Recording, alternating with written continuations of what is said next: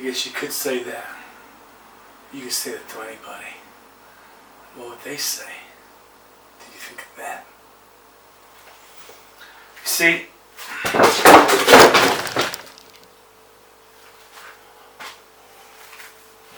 the mainframe in particular has got to come down.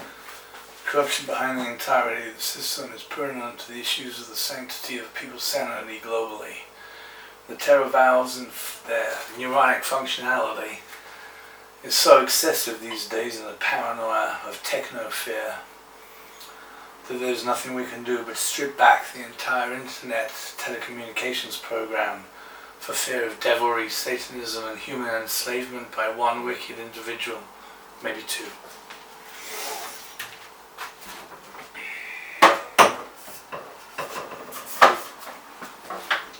What you're seeing today, ladies and gentlemen, is victory. Patience wins wars. Patience is the art of conflict, my friend. And when you're waiting, you need a beer. I need a beer every day, I like to think. And a connoisseur in beer drinks a chilled can. Now, who am I to teach the masses? Who am I? Who are you? The point is, patience is the art of perfection. Patience is the skill of adapting time to your benefit with patience. And then, after enough time has evolved of what appears to be nothing but your own tedium, the results you intended doth arrive. And therein lies the treasure. So you see, the way to treasure or success or victory or whatever you're going for is patience. I learned that from a hairy old Viking dwarf who wasn't much of a dwarf. He was a hairy old Viking though, and he lives here sometimes when he's not working away in god-awful holes with a blowtorch at God knows how many degrees on a hot summer's day. What do you think of the workers? He deserves a pay rise like you all do. And me. Just for existing I need a pay rise. Right, now, thanks to this documentary, this exercise in patience, things have now got a bit exciting. I had 2 more pops away, but that, I'm glad to say, is now, judging by touch, an acceptable temperature of beverati. You don't want to overskill the cradle and get them too frozen, otherwise that's a bit down, I'm afraid. You can't de-thaw them once they're too far gone and then drink, because they're not quite right and they taste rubbish.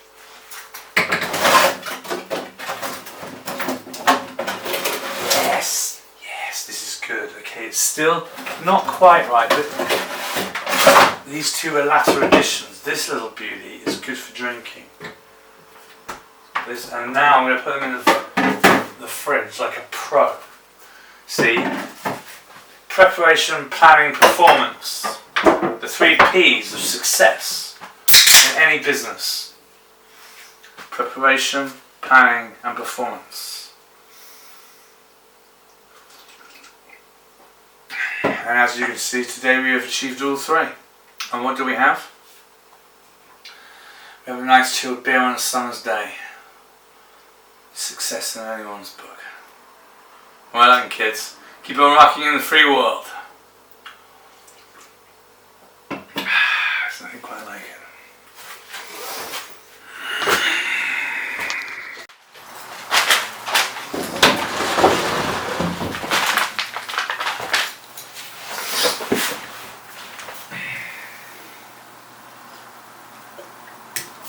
What is this cabinet of knowledge I feel?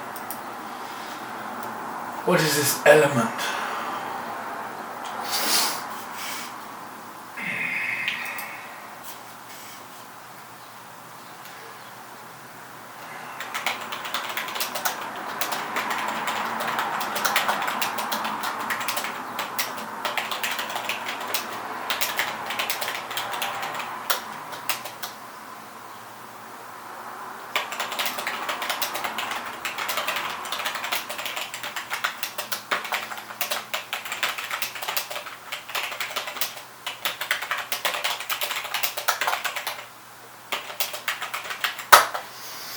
Oh, teacher, I hate online scum, don't you?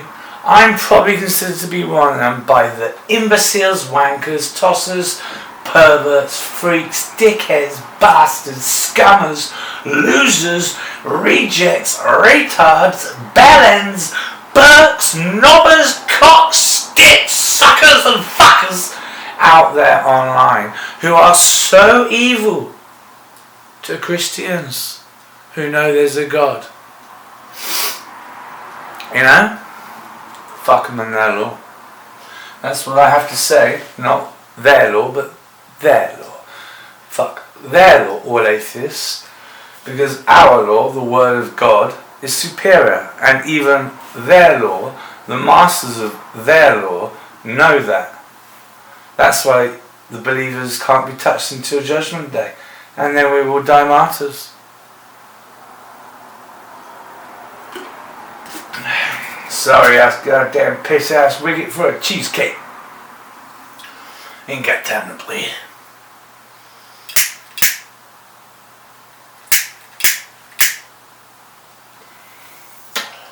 On women. This is the topic of discourse for the day. Women. Not because it's a cliche or too obvious or just in your face generally, I wish, but because they are a controversial can of worms, and I think the time has come to address the issue of the female spawn in humanity. You see, when I think of women, I'm a farrago of emotions. I'm a cornucopia of desires and feelings.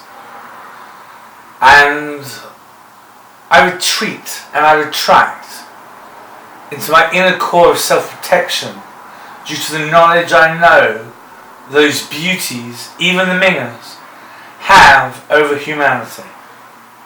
My God, they're powerful. Which is why I think they make up, is it just over half, 50 or 50? Oh, I can't remember. Anyway, the point is, women are too powerful for their own good, and this is why there's a glass ceiling and they're not allowed into churches. Well, they are these days, of course, but, you know, as a general rule in the Bible, women in church don't mix, right, generally. I know it sounds bad. This is going to be a tough one. But no, never mind. It's all to do with the menstrual cycle, and no, they can go in or something, but if they're having on their period, no. And you shouldn't be allowing women, according to the Bible, to teach in church, which, of course, given their behaviour of late, in my personal reality, is probably a truism, given their ignorance performed as to the regard of truth under the witness of a divine sky, under God, the Immaculate, the Holy Eternal, where no lie or liar does pass the crumb of test, the divine test, you see. And this is why one of my greatest sins in the last 10 years was a lie I had to repent for. It was the last time I lied that I remember. I don't generally lie. I haven't lied much in my life. I have told a few fibs when I was a kid. Obviously, I think we all did. Let's make no bones about it. None of us were born perfect. But it shows how little we take credence from youth as to the value of the commandment, thou shalt not false lie.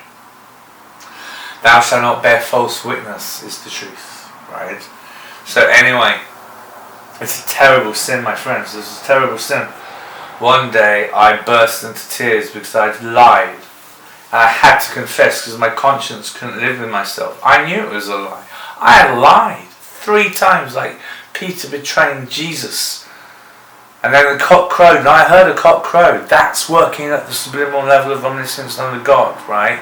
It's the same principle. And I couldn't believe it. And when I heard the cock crow, I used to fuck this around. Right, so I came in, I went back into my flat. My conscience could not deal with the gravitas of the sin of lying. So I went back to my neighbour who I lied to about scuffing his car. And I rapped thrice upon his door, and he answered in a bit of a husky, bad-looking mood. And I dared to confess my error, my sin. And I said, listen, I'm sorry, but everything I just told you was bullshit. I did scuff your car. I thought I had it, and it was literally on the millimetre. I was a good driver, and this was an unlacking moment in precision. And I can't afford the 70 or 80 quid for a respray, but it was right along the edge, like a pro, just out one degree out of perfection. And I burst into tears telling him the story of the lie. I burst into tears, and I was crying so hard. My eyes were gushing fountains of tears. Water was literally popping out of my eyes. That is how much I cried with my shame for sinning, and my relief and beauty and love in beauteous neighbours for thanks when he forgave me with a loving smile. Those two dual systems of empathic reality in the mind of an otherwise conscious Puritan human being, for the want of a term. I'm not completely celibate all my life, but I'm generally on my own and celibate and Puritan in my thinking. But that lie, I will never forget that, because that's what I knew. Before then, I was on the path of God, and it was going okay. I sinned. The gravitas of that sin, knowing the path of God, he would not allow me to live with. So I had to immediately repent and make amends. I went round to my neighbour and said what was the truth. The tears came. The moment was over. The sin was forgiven. But he will always remember that. And now I can't ever in his world not be known as one who might be prone to tell fibs. But I can tell you, after that, no way, mate. I'm not risking lying ever again. It's bullshit.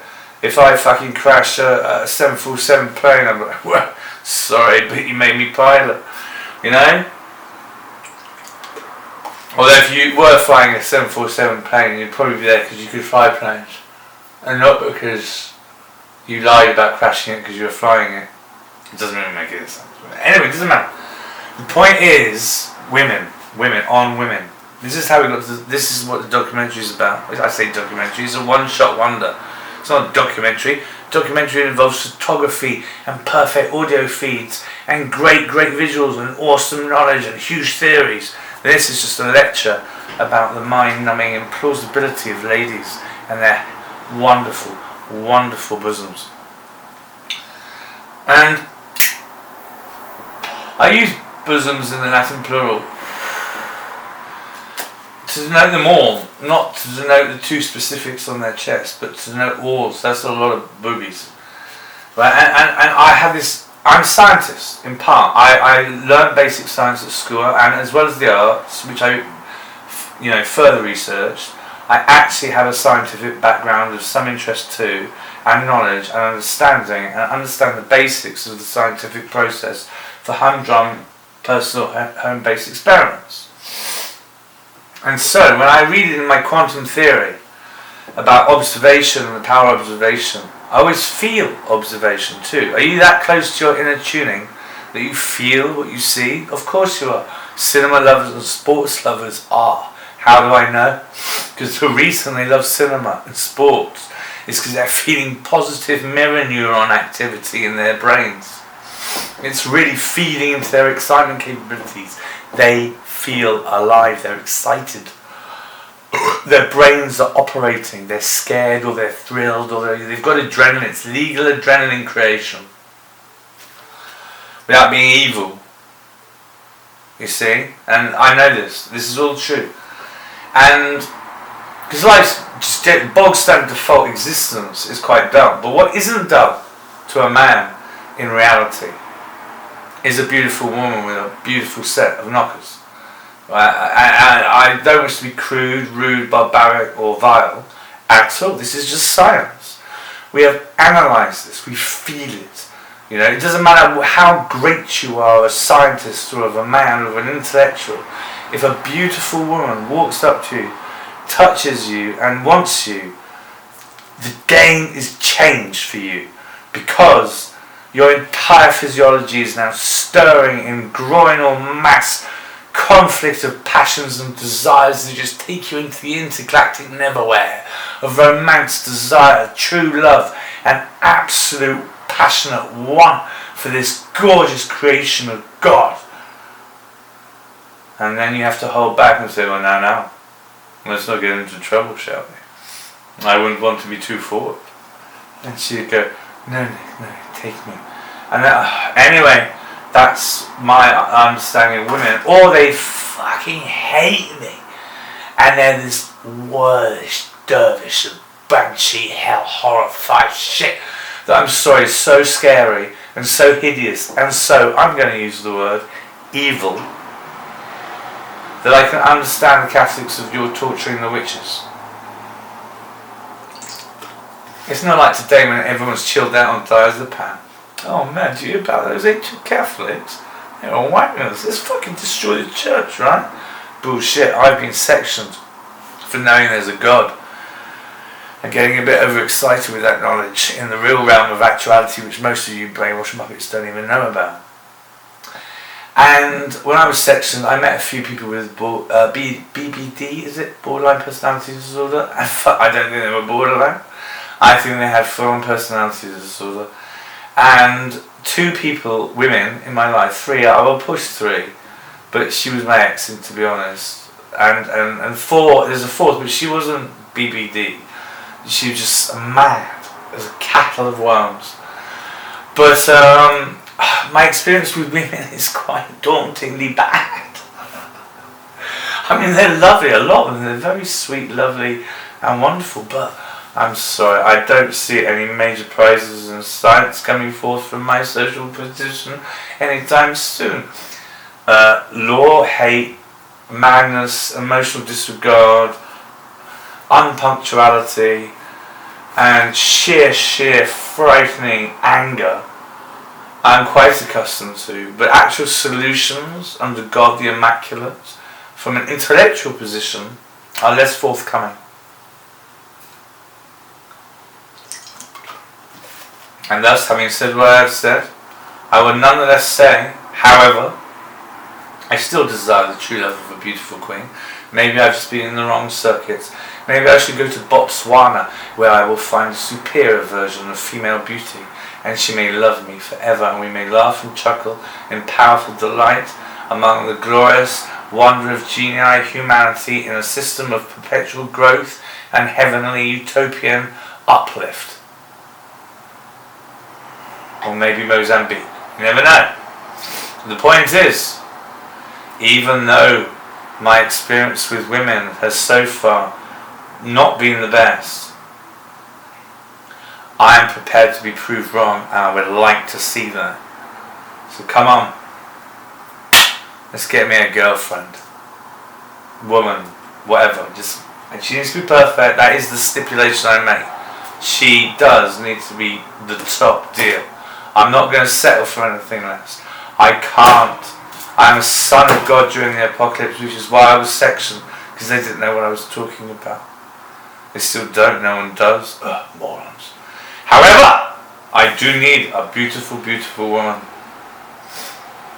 and I will be loyal to her as long as she doesn't scream and shout and throw down the walls. Because I hate that shit. I hate it. I'd rather be single and celibate like a monk, forever, under God, like a Jedi. So now I've had this word. This is my Nietzschean version, video form of a novel by Nietzsche called On Evil, which you might argue in a...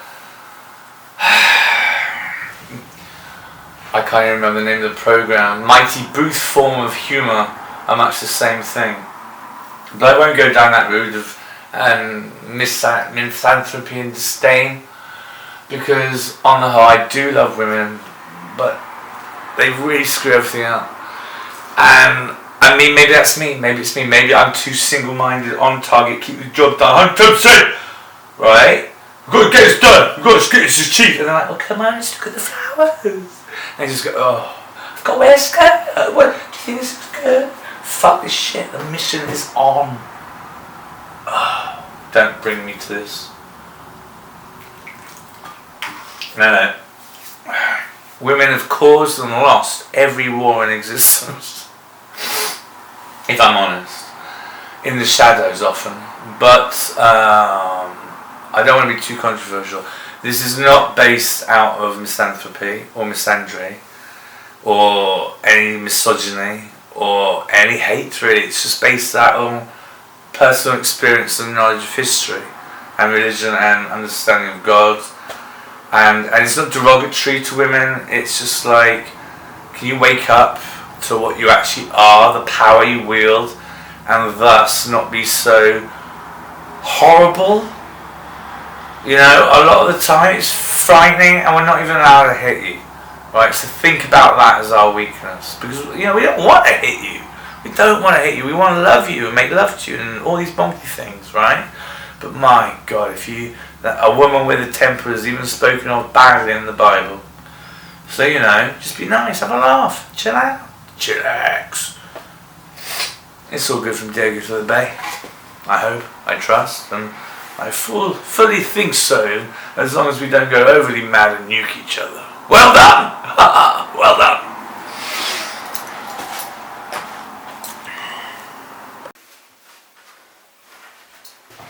Yeah, well, I guess they didn't know.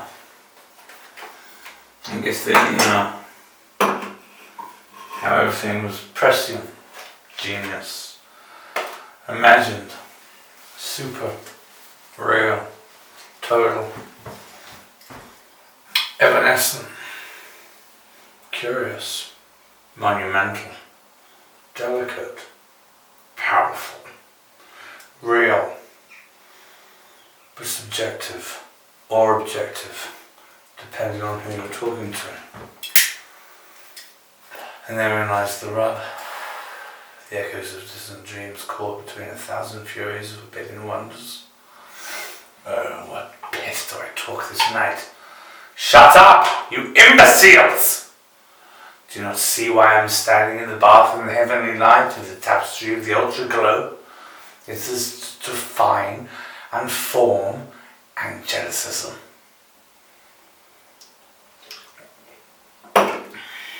In cinema, they say a film is made in 3 parts, a beginning, a middle, and an end. Well, today, ladies and gentlemen, I intend to make a long film in 3 shots for your nausea, your tedium, your misdirection, and your further needs for a sense of futility and loss, as we all decay into the debris of nothing, wanton like a silent witness to chaos, gibbering in our own spew, gobbing in the field of delights. But if you haven't been to IKEA recently, then everything's not too bad.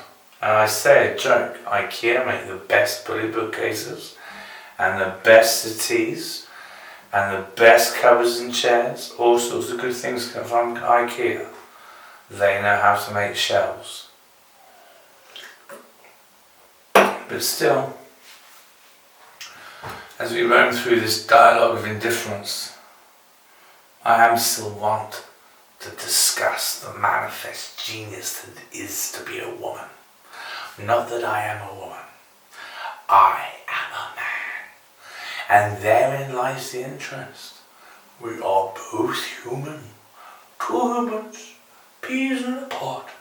But one has a willy, and one has a vagina. One has a willy, one has a vagina. And two boobies if you're a woman. Two boobies if you're a woman. Yes. And we've got 2 little balls between our dangly legs. Now I'm getting silly, but this is biology. I'm not trying to go at the interesting individuals under God who aren't happy with the state they were born in. That we'll leave that out of the gender part for now, without wishing to cause havoc or disdain or any kind of animosity or ill will feeling. Not that I said that correctly. I couldn't stand for it any longer. Now since I don't remember.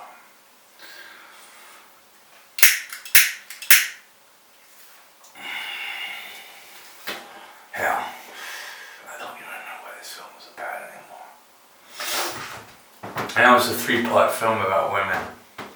That's all I know. I'm making up as I go along like Indiana Jones. I do apologize for this. It's not intended, but if it helps anyone out there realize why you shouldn't live in fear of who we are, then go for your boots, man. Because, you know, clearly I'm a deranged lunatic, but they still allow me into society because I'm non-violent. I'm not really a deranged lunatic, by the way. You don't have to be afraid. I'm a professional, elite, non-lethal. I'm such an elite, non-lethal. I got through 3 months psychotic sectioning without being in a fight that I didn't start. I didn't start any fights. I don't start fights. I sometimes finish them. But that's sideswiping me, isn't it, from the Transformers in the 80s. I don't break rules. I bend them. Like that. That was Sideswipe's quote in the 80s. I had it on a packet with that graph shit on the back. That was awesome. And you got this red sliver of acetate film or something. And you could read the graph and it would give you the stats on each transformer in a graphical display. And I loved that. I thought that was so exciting. And the stats in general and the toy, oh my God. How do we get on it? We're talking about women. Women.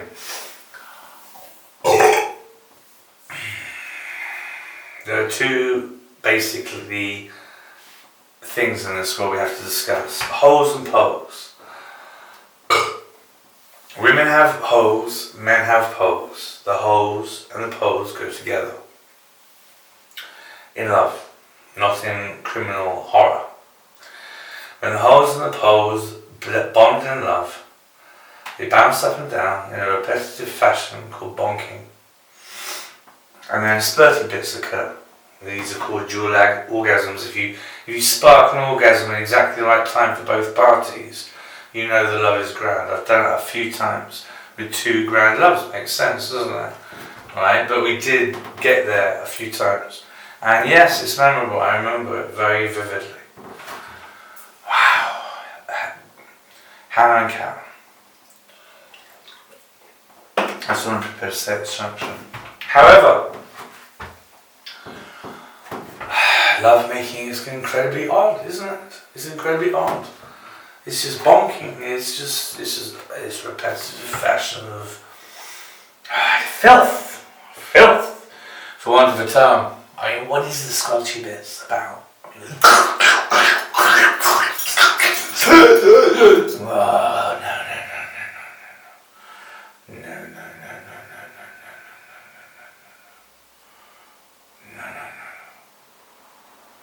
You look out in the field, look at what's going on, realize the incredible pain people are in, and seek to be doctors, be healers, be carers, be workers of light, and poets of ingenuity.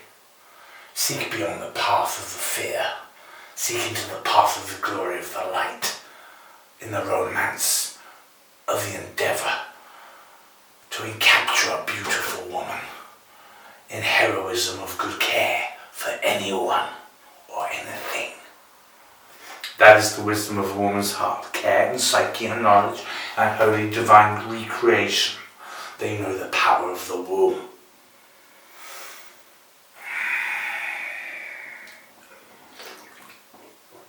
And thus, they too are sacred like we are for knowing the power of the willy. and the gonads. Nevertheless, they bond,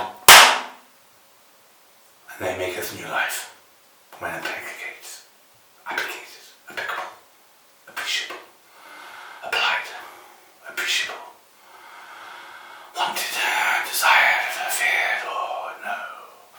Right, the bonking of the glands had begun, and thereon and therein the new generation was forged, under a new sky, a new principle, a new realization under God, that we are chemically created in a genesis of mutual mucus melding,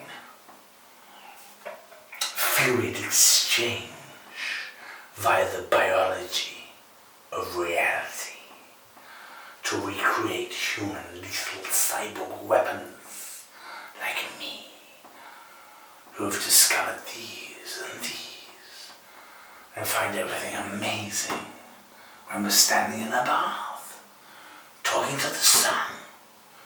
Or you, my friend Philly. Yes, you. I see you there, dancing in the midnight rays and saying, who is this angel of curious perception? And I will say, I'm Nicholas. Ridiculous Nicholas. Ever the angel, never the whore.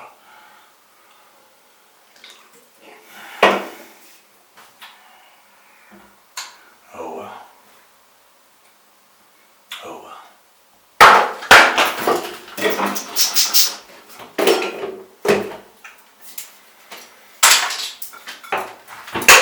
I'm out of here. We did this tonight. We did this. You and me. Oh my God, what have I done? Oh dear, oh God. Oh God, what have I done? What have I done? In a moment of spontaneous art, I've splattered the sink in blue ink with a bit of power cream on the window. You see the power of women? They drive us bonkers. That was a solution. You didn't see that coming, did you? Welcome to On Women with New. We got this. Word. Still, Johnny, it's better than war.